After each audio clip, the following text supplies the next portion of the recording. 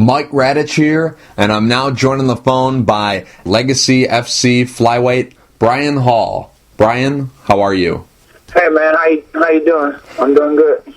I'm doing good. Brian, you got a fight coming up this Friday night live on Access TV at Legacy FC 36. You're going to be taking on Damasio Page for the vacant Legacy FC Flyweight title.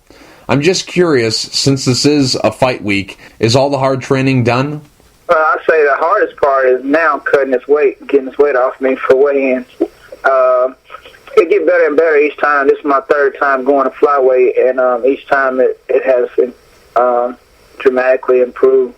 The weight is not as hard as it usually is. Mm-hmm. Just curious, what's your schedule like from now until the fight? I'm kind of no schedule, actually. This is probably the first time that I don't get to make my own schedule. Since my flight, I got to fly out of state and things of that nature. I'm planning by ear, really. I just know today and tomorrow I get a little light workout in, cut some weight, and everything else is mostly paperwork, getting things done, making sure I got this, that, ready for the trip. Mm-hmm. I see.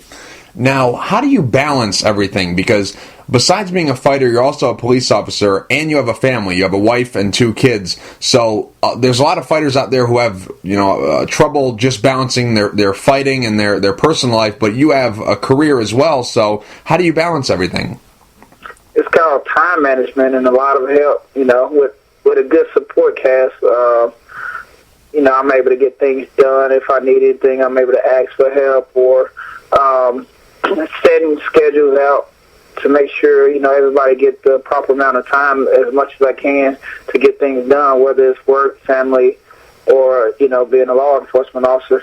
I'm able to manage those things without anything coming between it. Mm-hmm.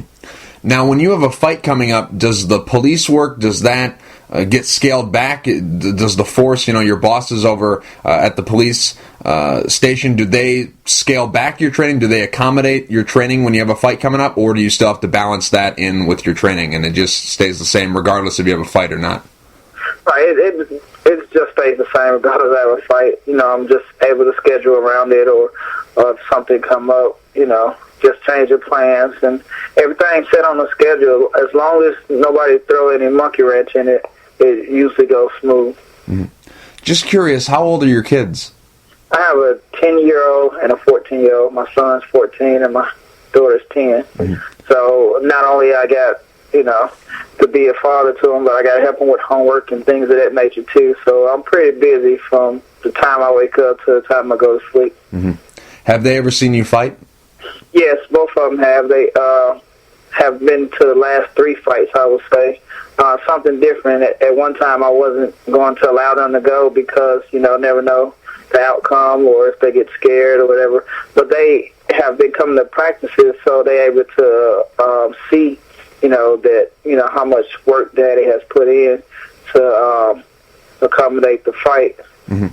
How far into your career were you when you decided to, explain to your kids what you do in the cage? Like how long had you been training before saying, hey, this is what Daddy does? Well, it's kind of like, they didn't understand what I was doing at first. They just thought Daddy was working out. Daddy's, training, as an officer, you got to be prepared for anything. So that's probably what their mindset was at the beginning. And as I got more popular and more people would approach me while they with me, they like, what makes you so special, basically. So I was like, Daddy's fighting, and it is everywhere, especially locally. People recognize me. I see. Now, coming up on this Friday, October 17th, you're going to be taking on Damasio Page. Now, originally, Damasio Page was supposed to fight someone else for the vacant flyweight title. That opponent ended up backing out, and they offered you the title shot. Considering your last fight, you took out a young, up-and-coming, undefeated guy in a main event. Were you disappointed that they didn't offer you the title shot originally, and the way you got the title shot was someone backing out? Yeah, I was disappointed. It just comes with it. I understand. Me being that I'm 32, most promotions looking for these young guys to to have a long-term thing with. So I'm guessing, my age can play a factor sometimes with calls from big organizations because they're more familiar with the young guys.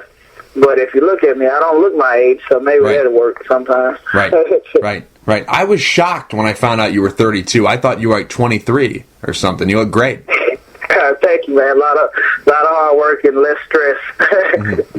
That's why I find it a little bit surprising that you say your age, because if you look at it, you're still pretty young in the sport. You haven't been fighting for as long as a guy who's usually 32 in this sport. So I'm just curious, why did it take you a little bit longer to make the transition into MMA? Obviously, you have that law enforcement background, and obviously you were a great high school wrestler. What was it about MMA that drew you in to the sport? Because if I understand your story correctly, you started to gain a lot of weight, and weight loss was kind of the goal of getting into fighting. So was there ever a plan to become a fighter, or was it just to lose weight? It was originally, just to lose weight. I never expected me to get this far as fighting. I just did it a couple of times, and then, one of the things you find out you're good at, so you want to continue and see how far you can make it. Going back to what you mentioned with being a family man and then also trying to establish your career itself. Some of these guys, they come in at 18, 19 and don't have anything put together for a solid background, so they have to go straight to fight. Unlike me, I was able to go to college and get into law enforcement, and then I still was able to, I think, have a good career in fighting as well. Mm-hmm. Who do you think's more dangerous? Because obviously you're a guy who does this for fun and for the love of the sport, because the main thing that pays your bills is a job outside of fighting. So who do you think is more dangerous? The guy who's here, that 18, 19-year-old that you were talking about, the guy who has to come into fighting because he doesn't really have much outside of it, or the guy who's doing it purely for the love of it? That's a good question. Probably for the love of it. Mm-hmm. Because, he's coming in basically not looking for the pay, so he's doing it for love as well. It's sort of like I am, because if I lose, it doesn't matter really. I still have a law enforcement career. If anything go wrong, but with somebody having pressure with them, sometimes that pressure is too much for somebody to hold, and sometimes being a young guy, it either make or break them. Say if they get a loss early in their career, then you might not see them for several years, and by the time you see them again, they have decrease in their skill levels because of their mindset wasn't right when they first originally took that big fight or something. Mm-hmm. Brian, let's talk about your last fight back at Legacy FC 34. Back in August, you defeated Pedro Souza, a young, up-and-coming, undefeated prospect. You defeated him by unanimous decision. Going into the fight, a lot of people had doubted you. A lot of people had written you off. A lot of people thought that this was just going to be a stepping stone for Pedro Souza. He was 13-0 with 12 finishes at the time, and a lot of people thought, okay, he's just going to go in there, sub you, and then maybe get a call to the UFC, because obviously Sean Shelby, Joe Silva, those guys, they watch Legacy and RFA and all these shows religiously, because this is where all the top prospects are, and a lot of guys that they have on their radar fight in shows like this. So it was a main event on Access TV. A lot of people thought that he was going to get the win over you and then make the jump to the UFC. Obviously, you had different plans on that night. You were able to get the win. So I'm just curious, what did you know going into that fight that the experts didn't know? I don't think anybody know how good of a wrestler that I am using it in mixed martial arts. I was one of those guys that was a great wrestler in high school but did not continue to wrestle because I was a father in high school. I was a 17-year-old father, so I had to grow up really fast, and the decisions I made was, the best for my family at the time. It wasn't best for myself. Unlike other people that goes on to wrestle after high school, they go into college, and then they develop MMA career after college. But I was coming in as a pretty good wrestler, and I don't think they understood that wrestling can sometimes overcome a Brazilian Jiu-Jitsu fighter. Mm-hmm. Mm-hmm. I see. Now, do you look at your MMA career like a second chance? Because obviously you were a great high school wrestler and you didn't get the opportunity to go on into college because of stuff outside of the gym. So do you look at this as a second opportunity? Do you look at this like you're getting a chance to continue on where you left off so many years ago? Yeah, that's exactly what it is, because I have seen the guys that I wrestled continue to wrestle and how well they did, like Jason Powell, NCAA champ for Nebraska. I faced some of those guys, and they might have beat me by 2 or 3 points back in my high school days, and I saw what they became, and it just gave me motivation. Said, man, I could have been as great as them. I could have been one that's representing the USA in the Olympics, but things happen for a reason, and I'm glad that everything worked out the way it is. Mm-hmm. Definitely. Now, I've heard you say that you're a jack of all trades but a master of none. In this sport, you got to be good at everything, so that really isn't that much of a negative. You want to be good at everything. Did you look at it that way? Like, there's a lot of guys out here who are good at just boxing, or they're good at just jiu-jitsu. Maybe they're world champion in jiu-jitsu, but their striking is not very good. Their wrestling is not very good. Is it good to be that guy who's a jack of all trades? I think so. Most champions, they're good at everything, but a few of them, they're great at something, but at the same time, when they finally get their loss as a champ, it's always because they was weaker in one aspect, not because something stood out. You get your wins maybe from your strength, but you get your losses from your weaknesses. And I feel like I don't have any weaknesses because I work on everything that this sport is all about. Mm-hmm, mm-hmm. Now, you have a wrestling background and you also have a boxing background, but your gym is a Muay Thai and Jiu-Jitsu based facility. Is that a coincidence, or is that the whole package? That's what you were looking for when deciding a gym. Obviously, you're strong in those areas, but if you're working on the other parts of the game, you'll become a well-rounded fighter. Is it a coincidence that you're at this gym, or was that something that you looked at starting your career? Okay, if I'm going to make a run in this, I got to go to this place. Is it a coincidence, or was that the plan? It was definitely a coincidence, and I was blessed to have them capabilities with the gyms that I have locally, because every gym has a strength, and I'm able to come to that gym and use my strength and use their strength as well, and become overall, I think, a pretty decent fighter with everything that I have developed and doing mixed martial arts. Mm-hmm. I see. Now, coming up on this Friday night, you're going to be taking on Damasio Page. What are your thoughts about him as an opponent? I think it's good. I think it's a great matchup. I think he's looking to end his career. He was saying, I read today, and on a positive note. But I just think he has chose the wrong fight to help that happen. And I know he's game. He got punching power, good wrestling, and he got one of the best coaches in mixed martial arts with Greg Jackson and at camp. But I definitely think I will be underestimated once again, and that's more motivation for me, like I've been doing all my life. The underdog. So I'm looking forward to it. Just like when people on the street commit a crime, they look at me and they just seem like, that's a little guy. He's 5'5", 140 pounds. He can't do no harm. But at the same time, I got more than one tool, just physical. I can verbally talk somebody down into arrest.